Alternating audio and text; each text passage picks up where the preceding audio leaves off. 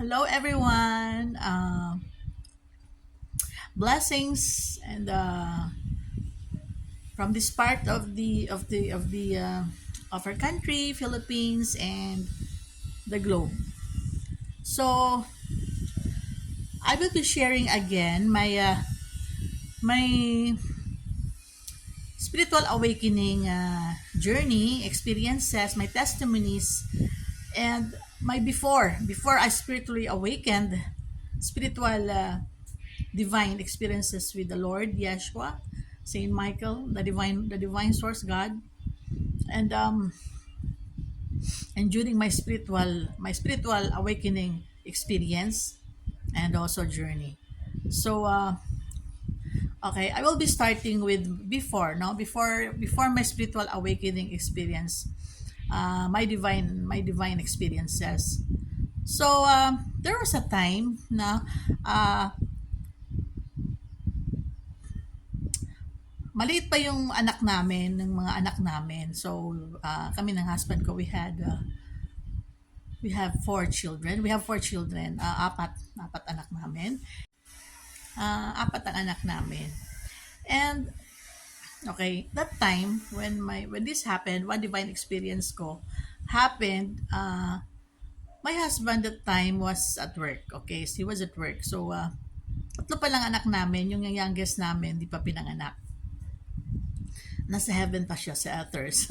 So, tatlo pa lang. So, yung pangatlo namin, yun ang baby namin, no? Pinakamaliit siyang baby, hindi pa siya nag-aaral, while yung dalawa nag-aaral na. So, ako, I'm a housewife, stay-at-home mom, hands-on mom. Pati husband ko, hands-on din yan sa mga anak namin sa pag-aalaga.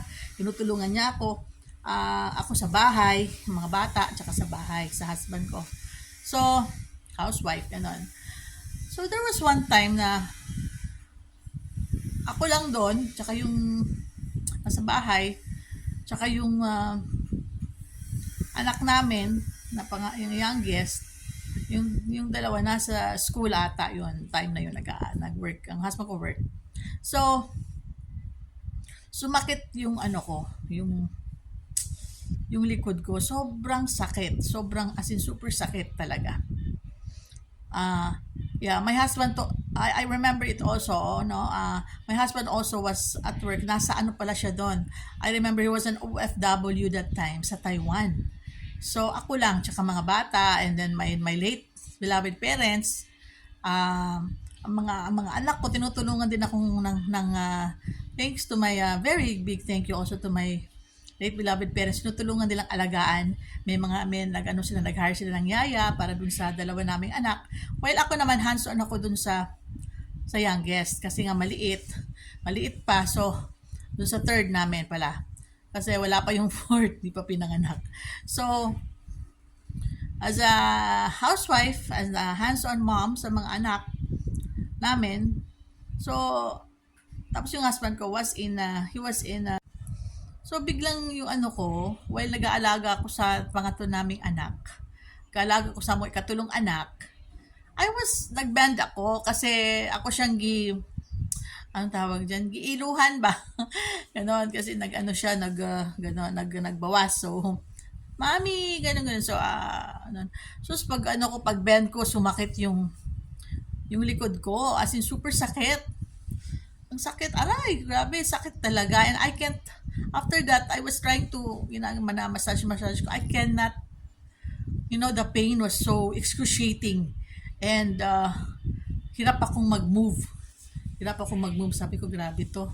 So, hands-on ako sa pangatlo naming anak. So, wala akong magagawa. I have to, by myself. I have to make, massage sa sarili ko. Minamasahe ko sa sarili ko, ganun. I'm self-reliant. Sa mga ganyan-ganyan, ayoko nang tatawag ng manghihilot, ganito. Hanggang sa kaya ko, I will, sarili ko na lang. I will do it by myself. So, super ang sakit. Oh my God, it was so painful. I have a hard time moving. I had a hard time moving that time. So sa gabi na, when natulog na kami nung youngest, kasi yung youngest na sa akin, I mean yung third naming anak. While yung dalawa, the eldest and the second, nasa late beloved parents ko sa lolo't lola kasi lumaki yun sa lolo't lola. Ay gusto nilang baby, may baby sa tabi nila. So, ganon. So, una yung eldest, tapos yung pangalawa. So, and then my husband nasa Taiwan as an OFW nag-work. So, ako lang noon, tsaka yung mga to naming anak. So, I was moving talaga grabe. Dahan-dahan. And that night, while natutulog na kami, I prayed hard to God. Lord, help me please. I can't move. Hirap na hirap ako mag-move. Itong pain sa back ko, ang sakit. Super sakit. Talaga. And please heal me, Lord. Heal me. So, natulog na kami nung pangatlo naming anak. We were sleeping. And then, bigla na lang I dreamt of Saint Michael Archangel. He came. Just like dun sa boat, dun sa ship na malapit kaming malunod. I prayed. I was praying the Holy Rosary. I was manifesting. He came, Saint Michael Archangel. And he pulled out his sword. Yung sword niya. It was glowing, flaming and glowing yung sword. It was glowing with light. Really, ma-feel mo yung, I can feel the warmth and the healing energy and the glow from that sword of Saint Michael Archangel, no? So, and then what Saint Michael Archangel did in my dream, kasi natulog ako ng yung over sa bed, instead of laying flat, kasi nga masakit yung likod ko, nakaganon ako, ganun lang. And in my dream, his sword that was glowing with light and warmth, and so it was so warm and healing, hindi siya mainit na nakakapaso. It was warm and healing light yung nagagaling sa kanyang sword. And then tinatch yung back ko. Nilagay niya sa likod ko na kung saan yung pain, doon sa spinal cord ko. Doon niya yung sword niya, no? Binatong niya lang doon. Then I felt the surge of energy. It was like warm electricity na sa likod ko. Gumanon yung bang oh my God. Doon sa dream, ha. And then after that, I saw Saint Michael Archangel na nakipag-away sa demon. May demon na lumabas, payat. Na maitim, demon. And then he kicked the demon, and then ginanon niya ng sword niya. And the demon just flew out, nawala, vanished out of our room. And then merong angel na nakatindig sa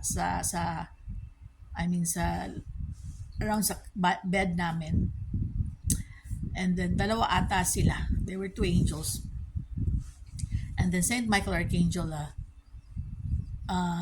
parang nakipag-usap sa kanila and told them na I still have some mission somewhere. Marami pa. So please watch over Karen and her child, okay? So they just nodded to Saint Michael Archangel. They were in white. Two angels. Then tapos he flew out of the window. Saint Michael Archangel, he just flew out. And then when I woke up, I was able to stand up. I felt the surge of warm energy. It was like electricity, parang kuryente na very warm na sa likod ko. Nag-travel, gumano, no, sa spinal cord ko. And I was able to stand up. No pain. As in, my God. I was in disbelief. I was so shocked. Okay. Next video.